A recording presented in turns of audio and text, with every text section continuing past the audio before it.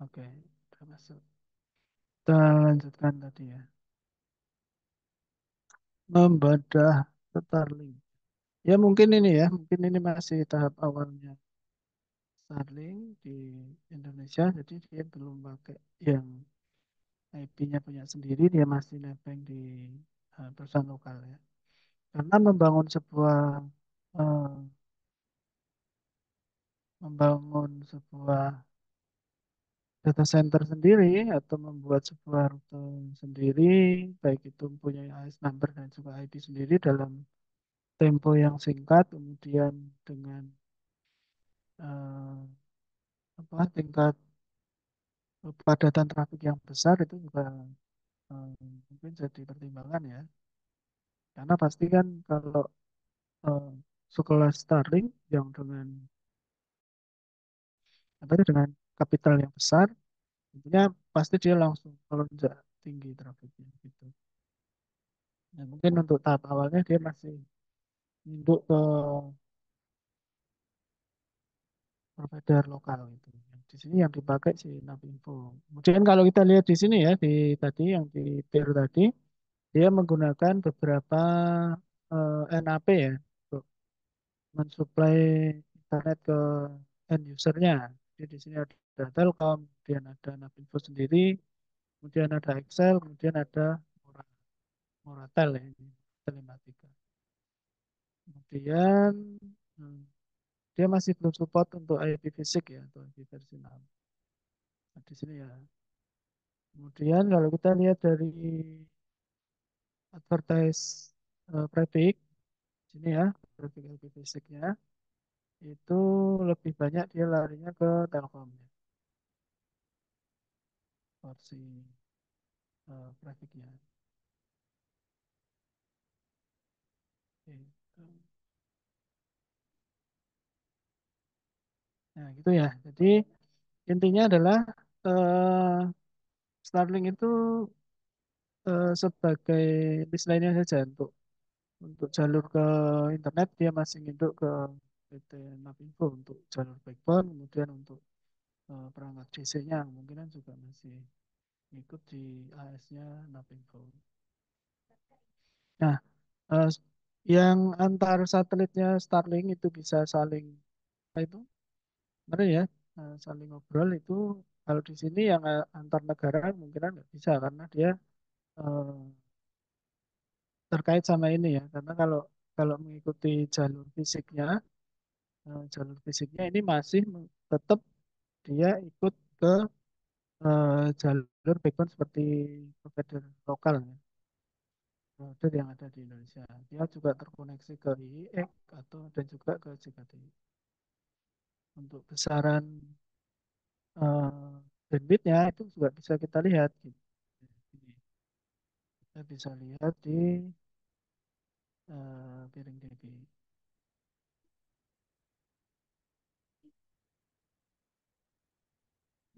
Ya ini untuk pengetahuan aja ya.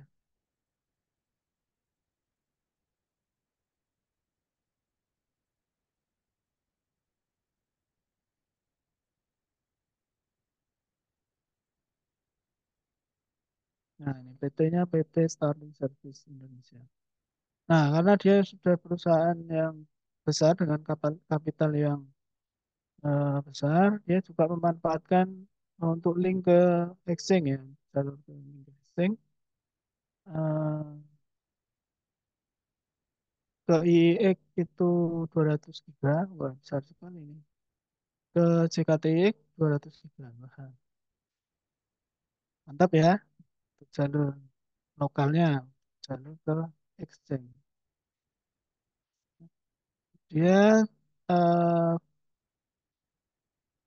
untuk perangkatnya itu berada di JKT DC JKT 2 ya, Jakarta 2 NTT. Jadi dia eh, NTT itu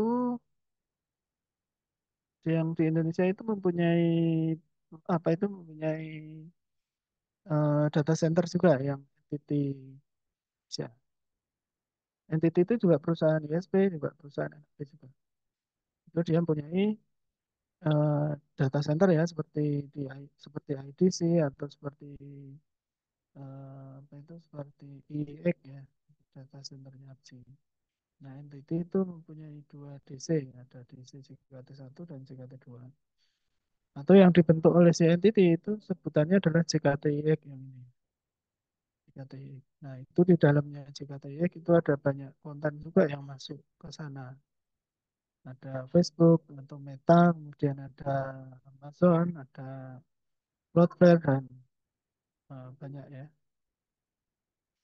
banyak lagi itu.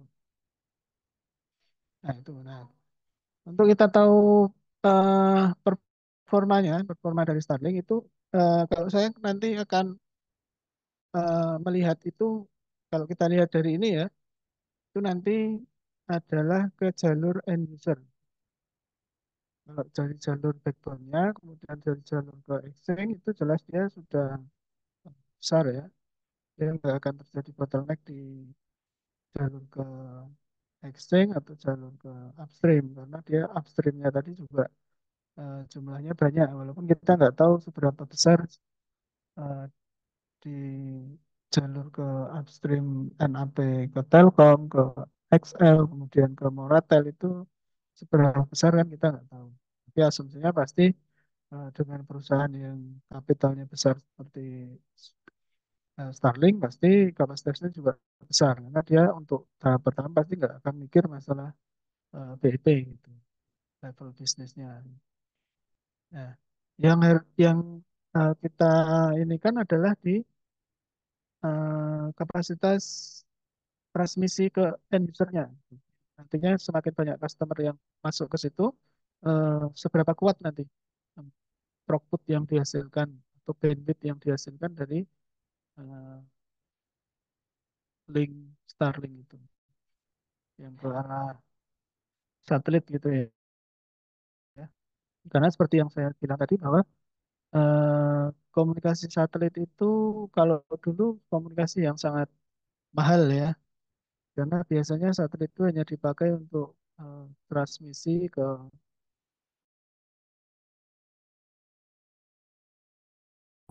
seperti contohnya untuk komunikasi data di apa di lepas laut ya, di kapal yang di laut lepas untuk pengoboran minyak. Nah, itu biasanya untuk komunikasinya dia memanfaatkan satelit.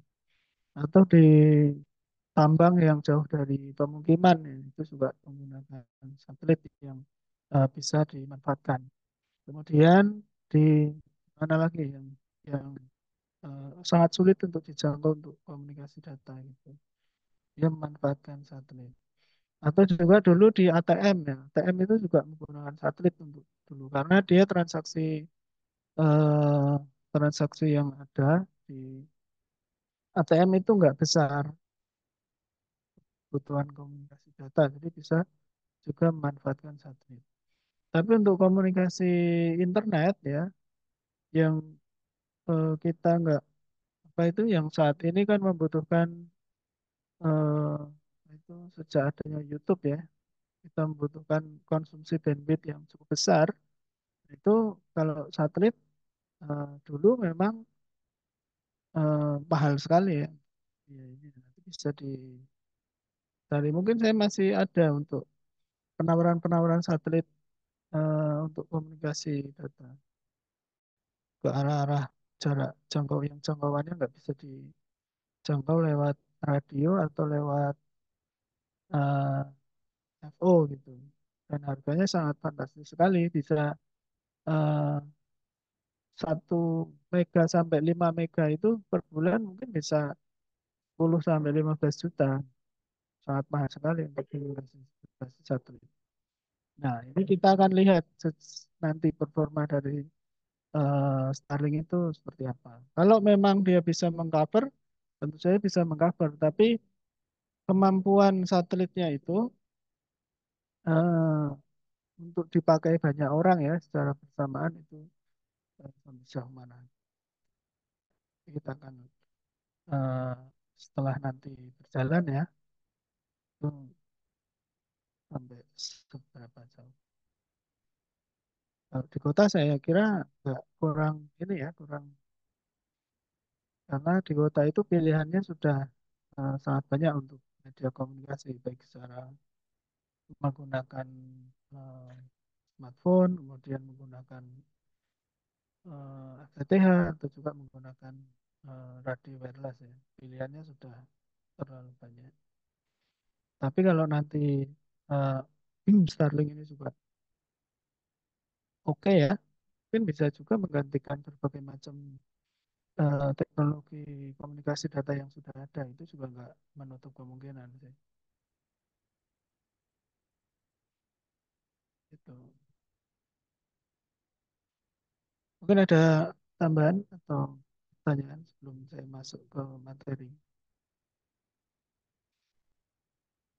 Ya untuk ini untuk bahan ini aja, bahan pembelajaran kita. Oke, kalau nggak ada saya lanjut.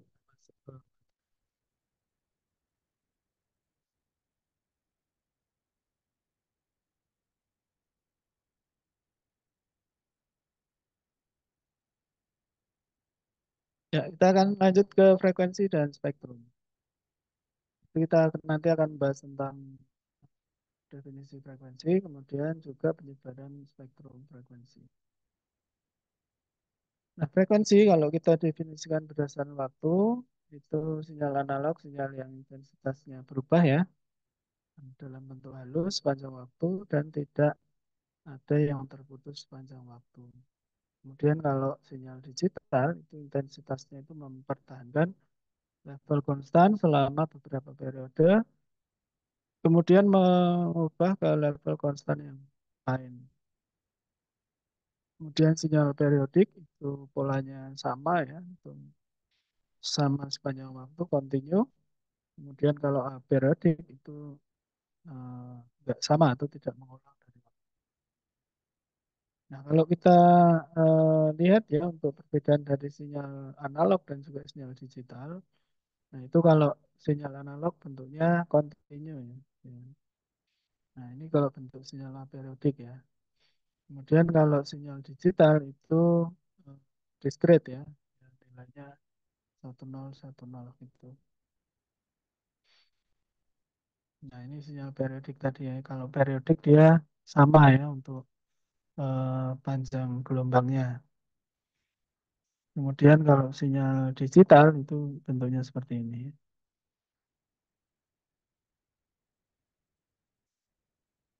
Nah, kemudian di dalam frekuensi itu juga dikenal ada yang dikenal dengan amplitudo.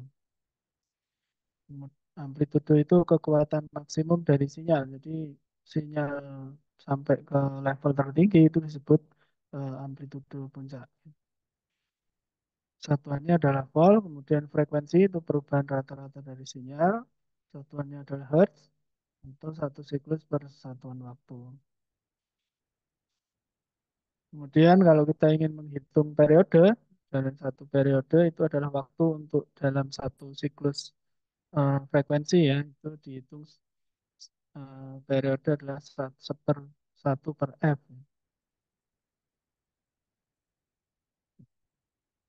Nanti lagi.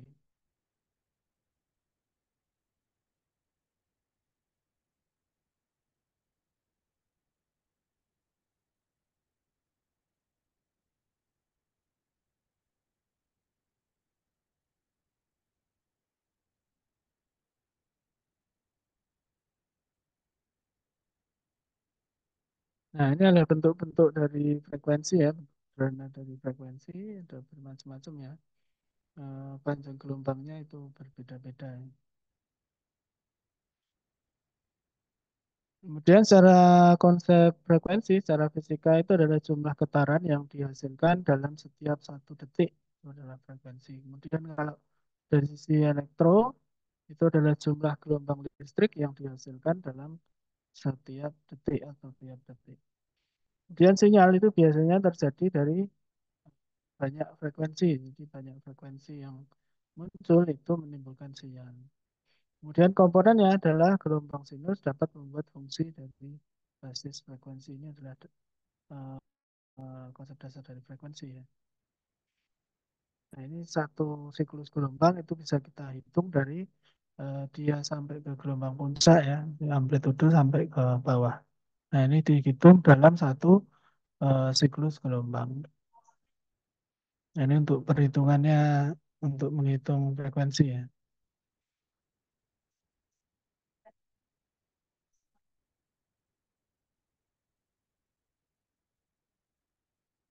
Nah, kemudian kalau spektrum elektromagnetik itu jangka atau rentan frekuensi yang terdapat dalam sinyal yang dapat diukur.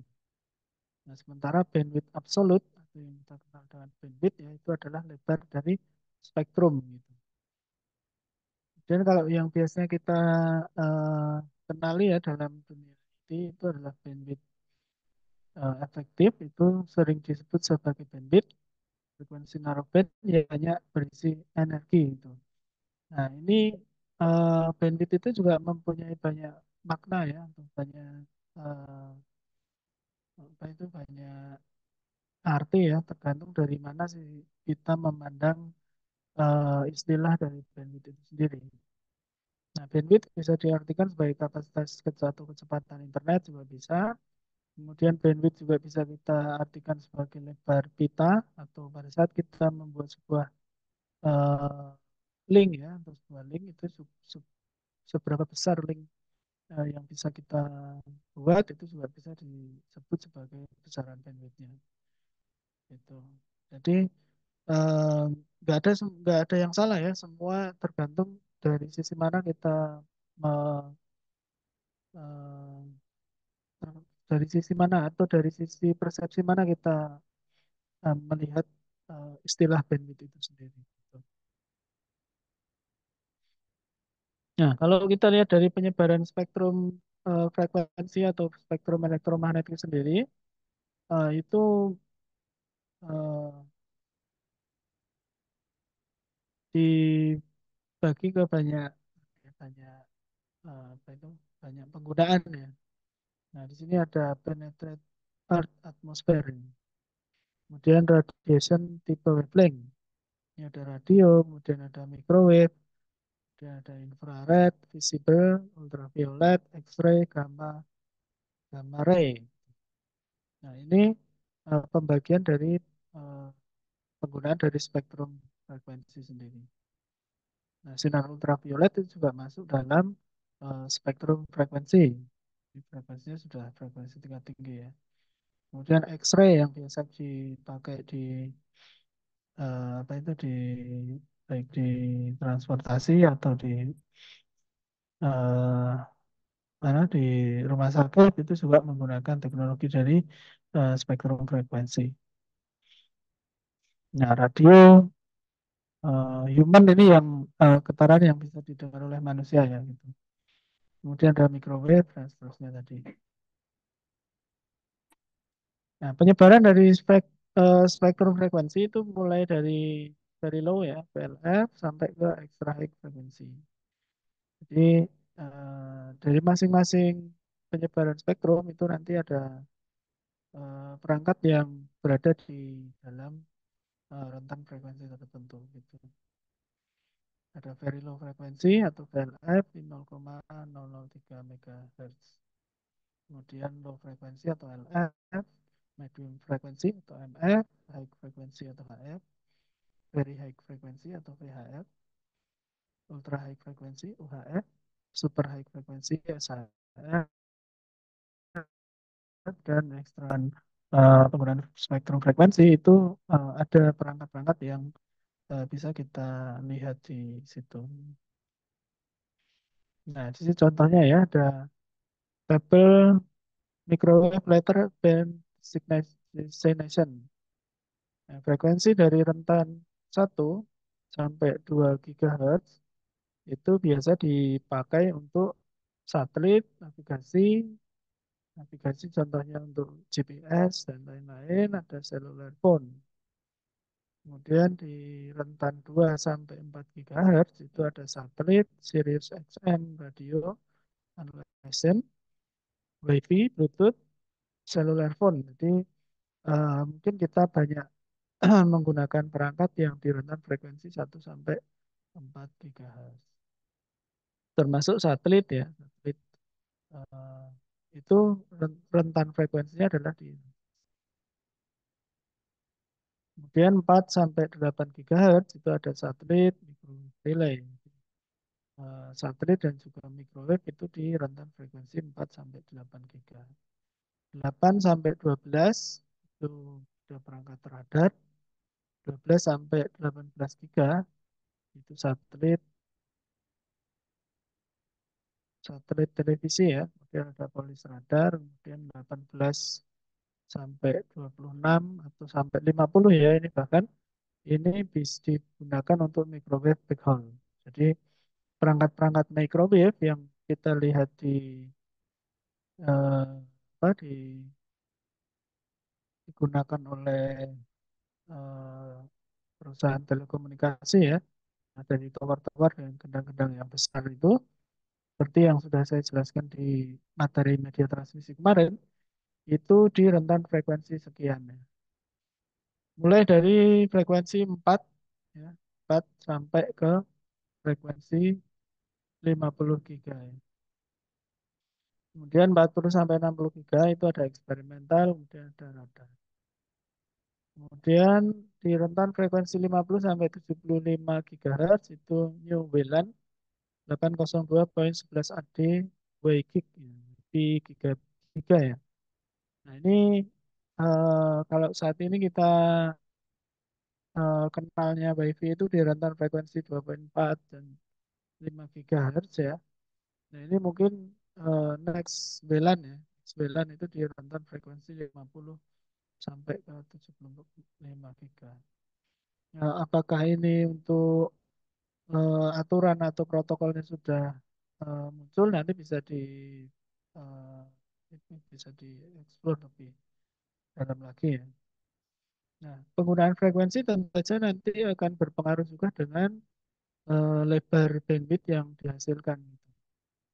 Nanti juga bisa dipelajari. Kemudian efek samping dari penggunaan frekuensi itu juga nanti bisa dipelajari lagi ya. Karena kalau kita lihat di rumah sakit sendiri ya, penggunaan X-ray itu kan kita harus di ruang X-ray itu apa, ada memunculkan radiasi juga ya, karena itu juga penggunaan frekuensi, walaupun frekuensinya sudah frekuensi tinggi ya. Nah, untuk penggunaan frekuensi yang rendah itu efek sampingnya terhadap kita atau terhadap lingkungan atau terhadap kesehatan itu seperti apa nanti bisa dieksplor lebih dalam. Nah, ini juga eh, tadi ya, ini kalau yang sudah frekuensi tinggi ya, ada gamma ray, X-ray, ultraviolet, infrared. Ini kalau dari yang tinggi, kalau ini kan dari yang rendah ya, dari rendah ke tinggi. Kalau ini dari yang tinggi, balikannya aja. Nah, kemudian istilah-istilah yang muncul biasanya di penyebaran spektrum itu ada kapasitas kanal, ya. Salah satu parameter kinerja dari kanal wireless. Yaitu banyak informasi yang bisa dilewatkan dalam sebuah kanal frekuensi mempunyai satuan bps per hertz atau bps per hertz, Hz ya, bps per hertz. Semakin besar kapasitasnya pasti semakin naik. Kapasitas kanal meningkat dengan sinyal to noise ratio.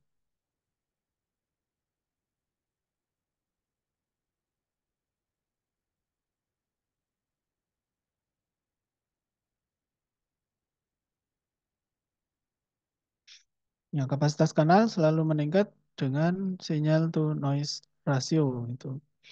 Jadi biasanya kita nggak terlalu memperhatikan detail-detail ini ya dalam membuat sebuah link komunikasi ya.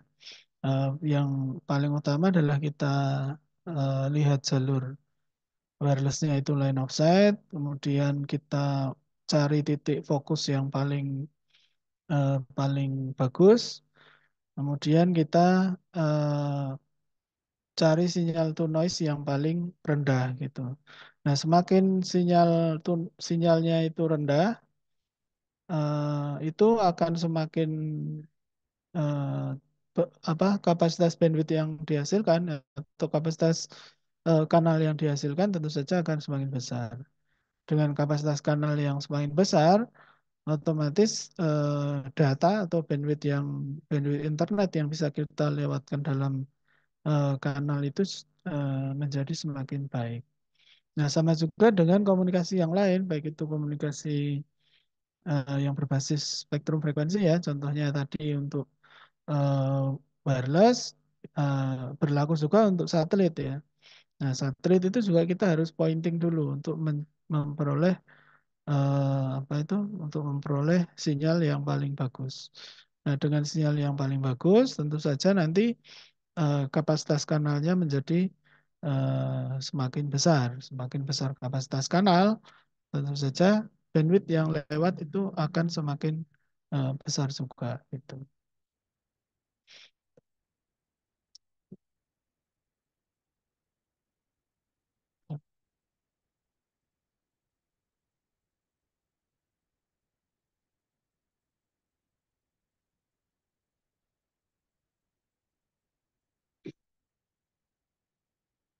Nah, bandwidth dan data rate. Bandwidth itu merupakan kapasitas maksimum untuk melakukan transmisi data. Kemudian data rate itu merupakan ukuran kecepatan dari transmisi data. Nah, bandwidth itu dapat kita analogikan seperti jalan raya ya. Kemudian data rate adalah kendaraan yang melewati jalan raya tersebut. Jadi semakin lebar jalan jalan yang kita buat ya atau jalan raya yang kita buat, maka akan semakin banyak kendaraan yang bisa melewati jalan raya tersebut. Jadi ini ibaratnya itu kalau saat ini yang paling harus kita pertimbangkan dalam komunikasi data ke internet itu ada bukan ke kapasitas ke internetnya ya, tapi lebih ke kapasitas list lainnya atau kapasitas di ujungnya ya atau di end usernya itu kapasitasnya seberapa besar. Jadi kalau kapasitas ke internetnya sudah besar, tetapi kapasitas kanal ke arah end usernya itu kecil, nah itu tentu saja akan terjadi bottleneck ya. Atau bottleneck itu di ujungnya sudah besar, tapi di eh, yang mengarah ke end user atau ke tempat kita untuk melakukan akses itu kecil. Jadi tentu saja nggak akan bisa maksimal gitu. Nah, sama saja dengan apalagi yang tadi yang seperti SpaceX tadi ya, atau seperti Starlink tadi, dia mungkin kapasitas ke internet atau kapasitas ke exchange-nya sudah di loss ya, sudah besar, nggak ada lagi QoS atau manajemen bandwidth dan lain-lain. Kita anggap saja di loss saja, jadi kapasitasnya sudah sangat besar. Tetapi untuk jalur ke end usernya yang menggunakan satelit itu kecil, ya tentu saja kita nggak akan dapat kapasitas bandwidth yang maksimal gitu. Apalagi itu nantinya akan dipakai oleh banyak orang atau banyak user. Jadi semakin eh, kapasitas jalannya tadi itu sudah besar, kemudian dipadati oleh banyak kendaraan kan pasti akan terjadi kemacetan di situ. Nah, itu kalau kita analogikan seperti itu.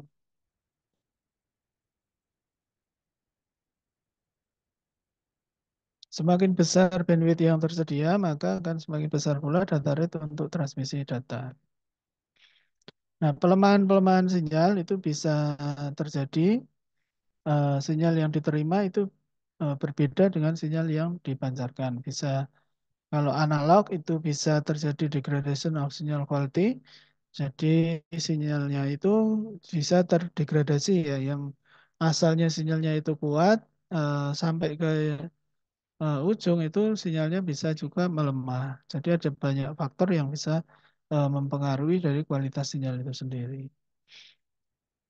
Kemudian kalau di digital itu ada bit. bit error ya, tergantung dari nanti protokol yang kita gunakan. Contohnya kita menggunakan protokol TCP atau kita gunakan protokol UDP. Kalau TCP nanti apabila ada bit error atau kalau kita istilahkan kalau kita buka sebuah site atau sebuah situs itu tidak terbuka secara penuh, kalau TCP pasti akan eh, dimunculkan dikirim terus ya sampai eh, apa sampai site-nya itu bisa terbuka seluruhnya. Jadi bit error atau bit yang hilang itu nantinya akan dikembalikan lagi gitu. Nah, berbeda dengan penggunaan protokol UDP ya yang dia tidak akan menggaransi sebuah kualitas ya. Jadi kalau kita sudah lewat ya sudah datanya itu tidak akan dikirim ulang. Kalau hilang di tengah jalan ya sudah gitu. Kalau karakteristik dari transmisi berbasis UDP. Nah, contohnya pada saat kita telepon ya, telepon by WA atau telepon by secara langsung ya, untuk karakteristik dari penggunaan UDP ya. Jadi dia tidak akan dikirim lagi kalau kita sudah nggak mendapatkan suaranya, udah berarti dia sudah kelewat gitu. Kita akan meneruskan karena eh, karakteristik dari protokol UDP sendiri dia memang cocok untuk penggunaan-penggunaan eh, apa itu layanan-layanan yang berbasis real time ya. Jadi kalau sudah lewat ya eh, datanya itu menjadi tidak tidak berguna lagi gitu. Sudah dilewati lah. Nah, pelemahan-pelemahan transmisi bisa juga disebabkan terjadinya distorsi atau tonation distortion.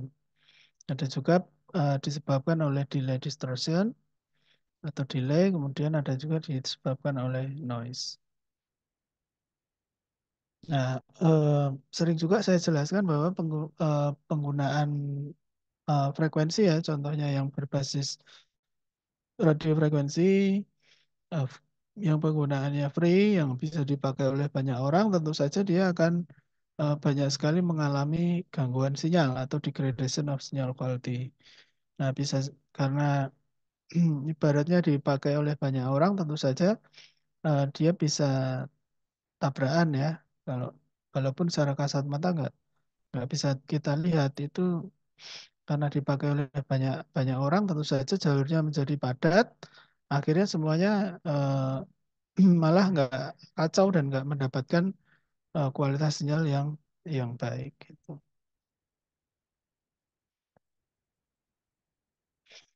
Ya, kita break dulu ya. Nanti ini sudah jam 8.10. Nanti kita kembali di jam 8 lebih 25 ya. Kita break dulu 15 menit.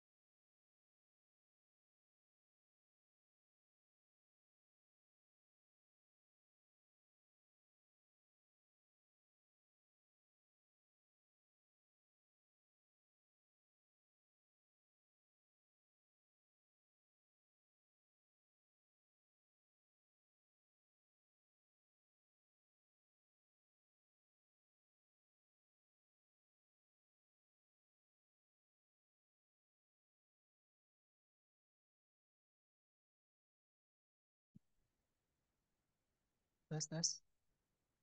Suara saya eh, jelas. Jelas, Pak. Oke. Ada yang baru bergabung.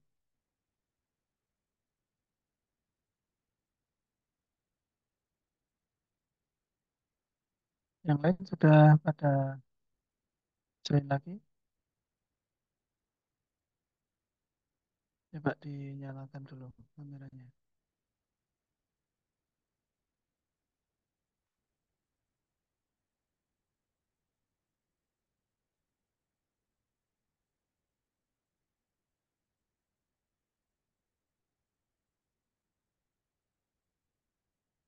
Ada yang belum presensi.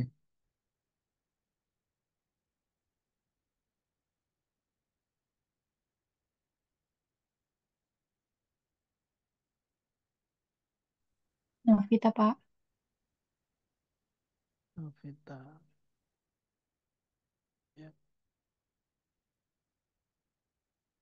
Ramadian sudah, Pak. Ramadian. Belum kayaknya. Bentar.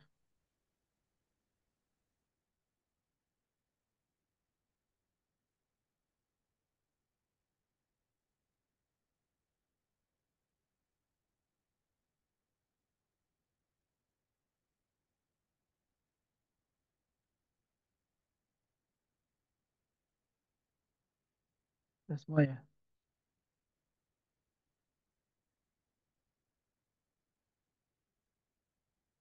Oke, kita lanjut lagi ya.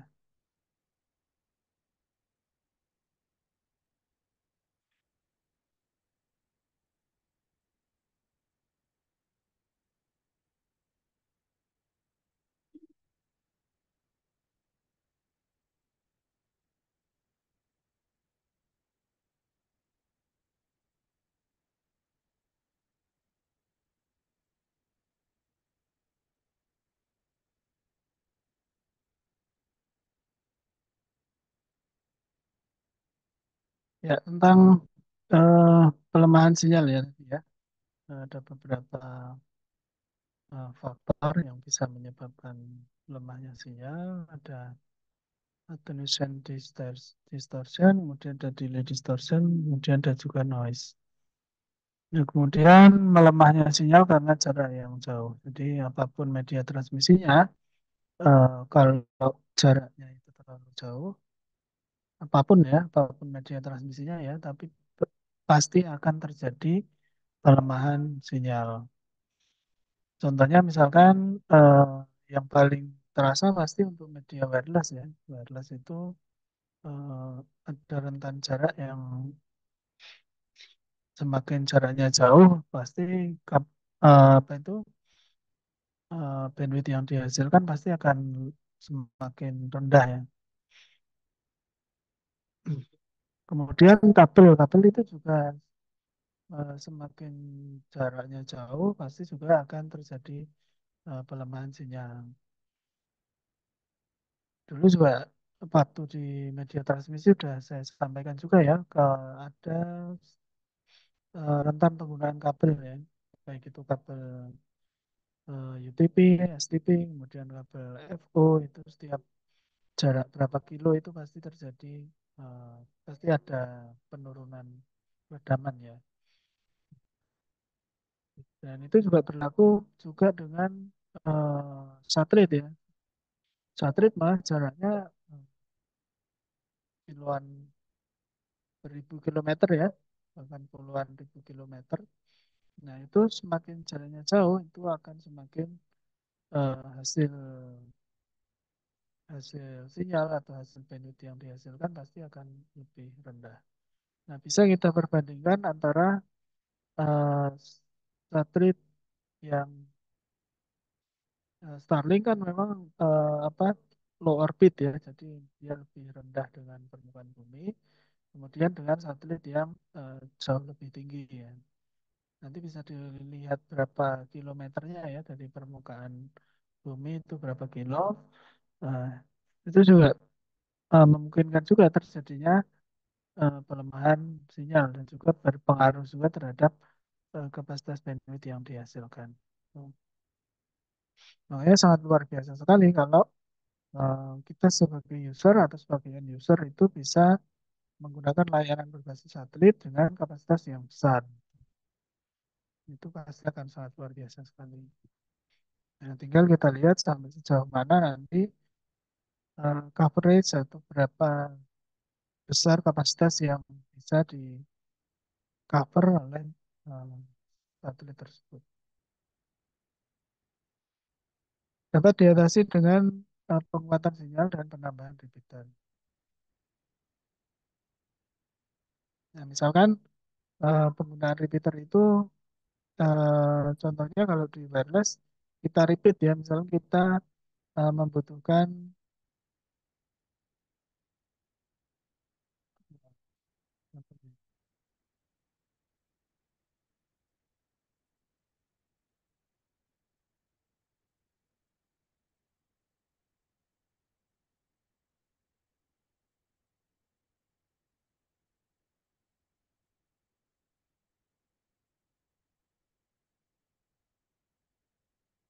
Nah, misalnya kita berada di titik ini ya, kita pancarkan radio di sini, kemudian kita ingin mencapai titik B ya, misalnya B. Ini radio di sini, ini titik A, ini titik B, titik A, ini titik B ya. Nah, kalau ini jaraknya terlalu jauh, misalkan di sini 10 kilo ya, 10 kilometer. Nah, kalau kita langsung membuat sebuah link ke sini, nah, dari titik A ke titik B itu jaraknya terlalu jauh, kemudian kapasitas bandwidth yang dihasilkan tidak cukup besar. Nah, itu kita bisa repeat ya. Kita buat repeater di tengah-tengahnya sini itu untuk membuat link baru. Jadi dia terkoneksinya ke titik C dulu sebagai repeater ya. Nah, ini R gitu aja ya. Repeater. Gitu. Nah, ini kita bangun ini. Nah, atau bisa juga antara titik A ke titik B ini ada obstacle ya. Obstacle-nya itu gedung atau kontur tanah itu kita bisa buat repeater ya di antara titik A dan titik B. Nah, ini bisa memungkinkan kapasitas kita menjadi lebih besar. Jadi kalau dari A ke B ini hanya bisa katakanlah kita hanya dapat 10 Mbps. Nah, dengan adanya repeater yang jaraknya lebih dekat, nah itu bisa bisa kita menghasilkan eh, sampai itu menghasilkan kapasitas yang lebih besar. Atau biasanya kalau kita mempunyai POP ya, kalau kita punya POP, biasanya POP itu berada di ketinggian tertentu ya. Yang misalnya di sini POP ya, POP di POPDC ya, atau data center POP ya. POP data center, misalnya di pusat data centernya di sini. Nah, di sini kita bisa membuat backbone ke ketinggian yang cukup tinggi ya. Nah, ini kita buat backbone di sini. Ini dengan kapasitas yang besar karena ini nantinya dijadikan jalur backbone. Ini juga POP. Nah, ini misalnya kapasitasnya 100 mega. Nah, dari POP ini dia bisa mensuplai ke banyak user. User A, di sini ada user B, user A, itu end usernya ya. User B, ada user C. Nah, tinggal kita sambungkan ke arah POP-nya ini. Sambungkan ke sini. Nah, gitu. Ini kita sudah membuat jalur backbone di sini dengan kapasitas 100 mega. Gitu.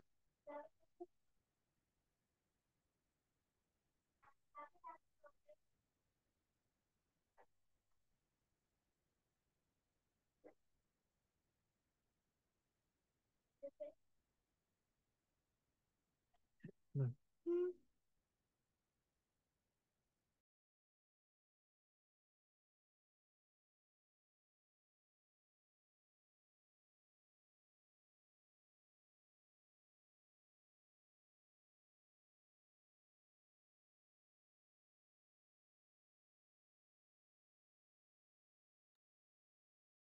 Ya, ini ada pertanyaan coba saya lihat.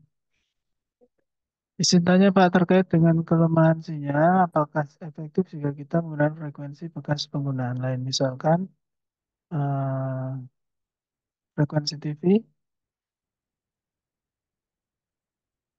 Sekarang banyak sekali modul RF mini, yaitu LoRa, yang menggunakan frekuensi tersebut, dan bukan hanya LoRa saja yang menggunakan frekuensi tersebut, komunikasi pertahanan pun menggunakan frekuensi tersebut seperti TNI dan Polri. Jika kita menggunakan frekuensi tersebut untuk LoRa, apakah efektif? Ah, saya belum tahu ya untuk frekuensi LoRa itu apakah bisa digunakan pada perangkat-perangkat eh, yang biasa digunakan untuk membuat jalur jalur data ya, jalur data internet. Dan seberapa besar kapasitas yang bisa dihasilkan gitu. Nah, kemudian yang kedua, apakah frekuensi tersebut itu eh, license atau unlicensed? Nah, itu yang perlu juga eh, kita ketahui ya. Karena beberapa kali saya sampaikan bahwa frekuensi itu sudah ada yang mengatur di Dirjen Postel ya, Pos dan Telekomunikasi. Nah, itu dua hal itu ya yang perlu kita lihat. Apakah perangkatnya itu support dengan frekuensi tersebut, kemudian seberapa besar bandwidth yang bisa dicapai. Kemudian masalah legalitasnya ini. Nah, itu harus harus tes dulu ya, di testing dulu langsung di lapangan seperti itu. Nah, mungkin kalau ada yang sudah mencoba dan menghasilkan apa menghasilkan throughput yang besar dan stabil, nah itu bisa juga dipakai. Nah, kemudian di mana frekuensi itu digunakan ya? Rata-rata kalau frekuensinya itu digunakan di daerah perkotaan, itu memang sudah cukup crowded ya, banyak yang pakai. Kemudian kalau di daerah pedesaan mungkin pakai 2,4 dan 5 giga yang biasa, yang unlicensed juga kita masih bisa mencapai untuk kapasitas yang maksimal gitu.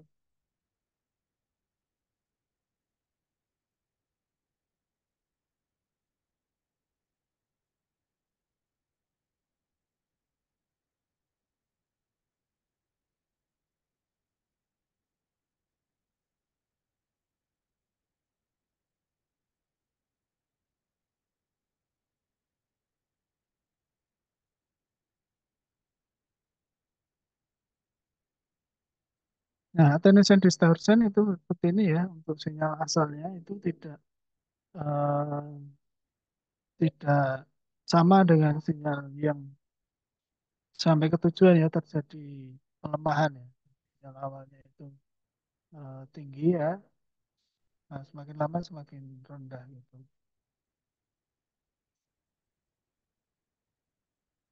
Kemudian ada delay terjadi akibat kecepatan sinyal yang melalui media yang berbeda, sehingga pada saat tiba di sisi penerima itu waktunya juga berbeda. Ini juga berlaku dengan pada saat kita transfer data ya, terjadi terjadi delay. Dan hal itu menjadi hal yang kritis bagi data digital yang dibentuk dari sinyal-sinyal dengan frekuensi yang berbeda. Kemudian noise merupakan tambahan sinyal yang tidak diinginkan ya, yang masuk di antara transmitter dan receiver. Ini eh, bisa muncul yang tadi ya, dengan adanya penggunaan frekuensi yang sama, rentan frekuensi yang sama dan juga berdekatan, mungkin arahnya juga sama.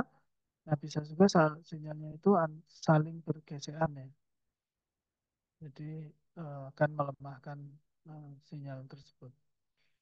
Nah, sumbernya bisa muncul dari sumber intrinsik secara fluktuatif dan secara acak. Kemudian juga sumber buatan ya, seperti switch atau perangkat elektronik yang lain yang memancarkan sinyal dengan frekuensi yang relatif berdekatan tadi. Kemudian ada sumber alam juga seperti petir yang itu yang sangat dihindari ya dalam penggunaan radio wireless biasanya itu eh, menyebabkan kerusakan-kerusakan di sisi perangkatnya itu sendiri. Makanya pada umumnya kalau kita melakukan instalasi wireless ya itu pasti eh, sudah satu paket juga dengan instalasi penangkal petirnya ya. Ya, oke untuk spektrum frekuensi sudah habis.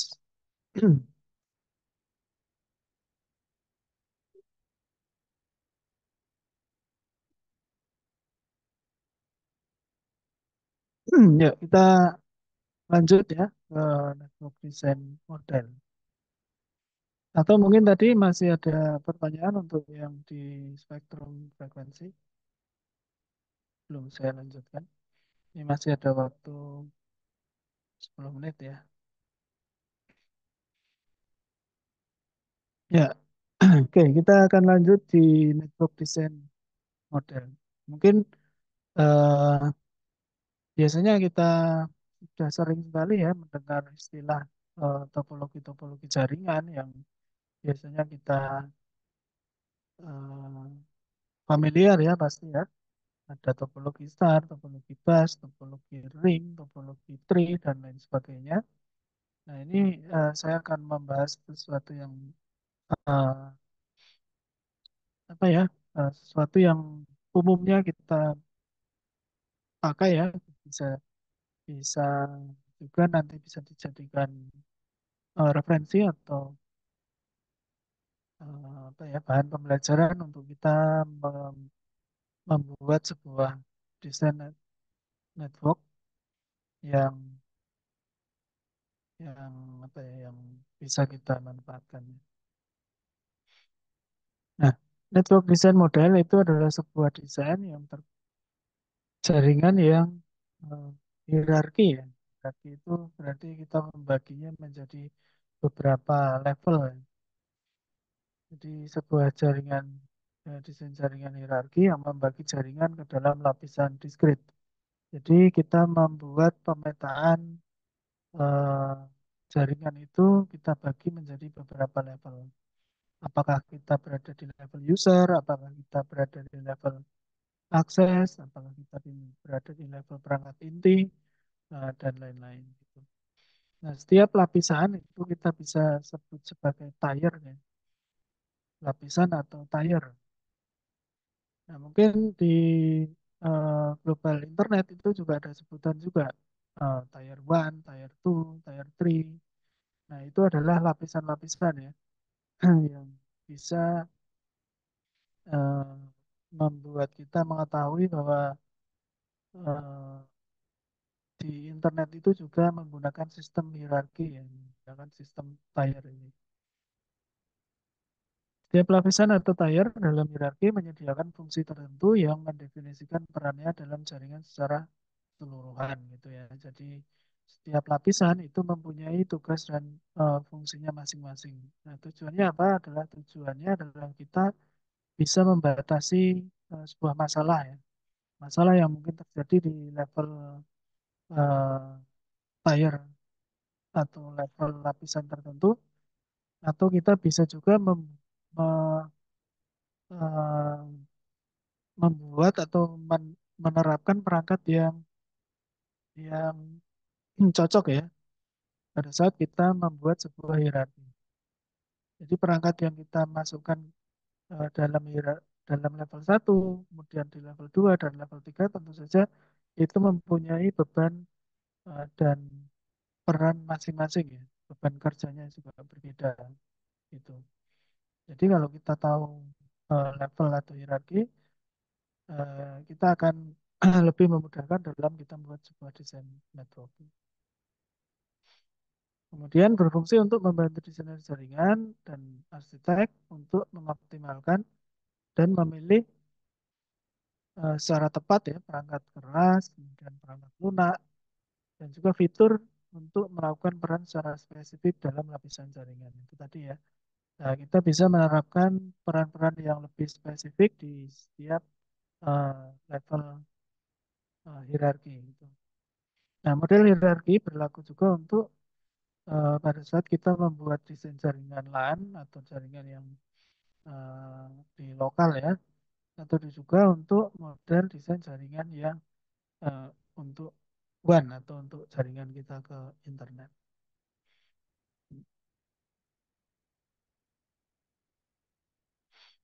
Nah, kemudian secara prinsip eh, ada beberapa hal ya yang harus kita ketahui dalam kita membuat sebuah network design.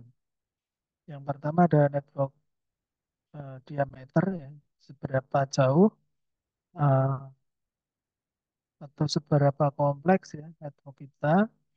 Kemudian jumlah switch dalam suatu jalur pengiriman antara dua titik device. Ini berkaitan dengan scope ya, scope network kita itu seberapa besar atau seberapa kompleks ya. Kemudian ada bandwidth aggregation, bagaimana mengimplementasikan kombinasi beberapa jalur di antara dua switch di dalam satu logical link. Nah, bandwidth aggregation itu juga biasanya dimanfaatkan ya kalau kita mempunyai banyak interface ya. Banyak interface, baik itu interface yang eh, 1G atau 10G atau 40G dan seterusnya. Nah, itu kita biasa menggunakan link bandwidth aggregation ya untuk menggabungkan banyak interface tersebut. Nah, untuk kita bisa membuat eh, apa kapasitas interface kita menjadi lebih lebih besar gitu.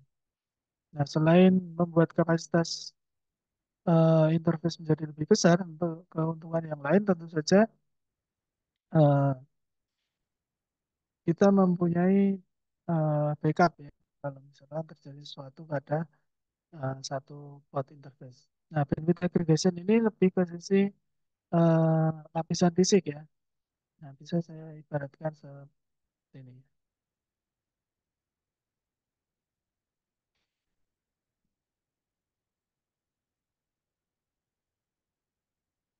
Nah, bandwidth aggregation itu misalkan kita mempunyai dua buah kita mempunyai dua buah switch ya.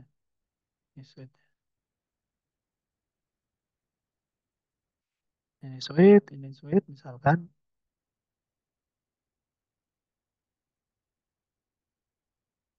Nah, satu switch itu mempunyai kapasitas misalnya 1G ya. Ini 1G. Ini. Nah, kemudian kita bisa menambahkan switch ini.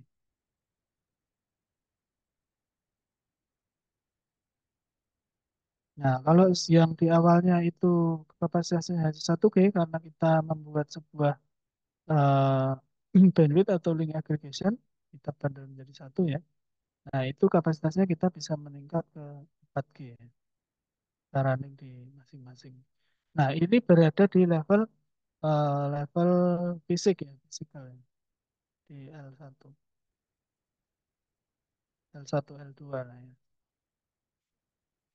Nah, tidak bukan kita berada di level network atau di layer 3. Ini masih di layer 1. Nah, keuntungannya kalau misalkan di salah satu port ini mengalami crash ya atau mengalami gangguan baik itu secara port fisik atau secara kabelnya, nah itu kita masih bisa tercover di tiga titik yang lain. Gitu. Nah, di rata-rata di perangkat-perangkat jaringan itu pasti akan support untuk link aggregation atau bandwidth aggregation gitu untuk di level pod ya.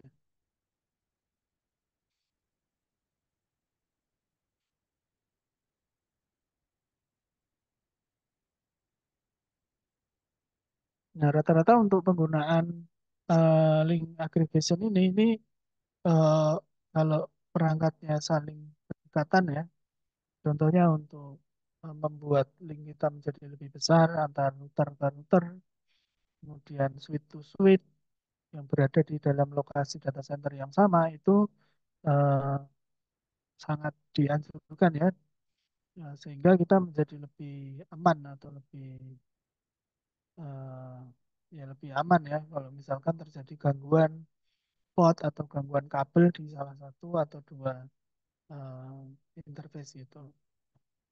Kemudian selain itu kita pasti tentunya akan menambah kapasitas ya, menambah kapasitas antar antar perangkat.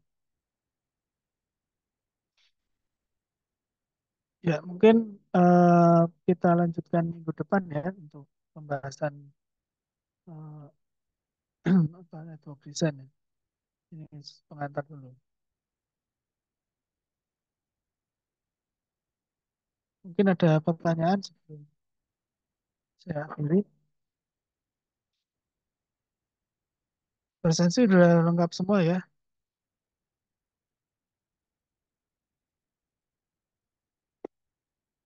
Oke. Baik, sebelum saya akhiri mungkin bisa aktifkan kameranya lagi akan saya screenshot untuk presensi kehadiran.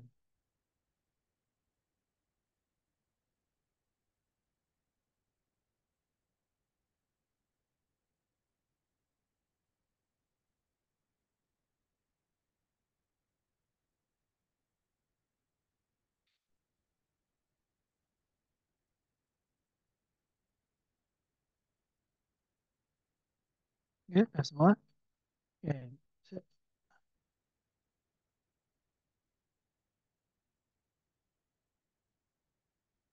Oke, saya hitung ya. Satu, dua, tiga.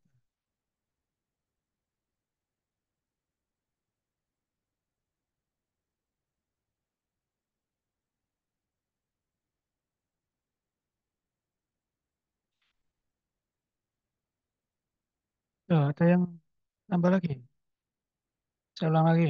Satu, dua, tiga.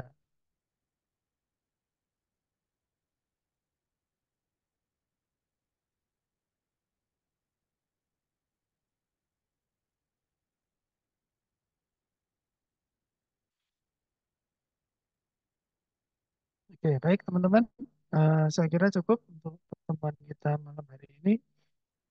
Sampai jumpa di minggu depan. Saya akhiri. Assalamualaikum warahmatullahi wabarakatuh.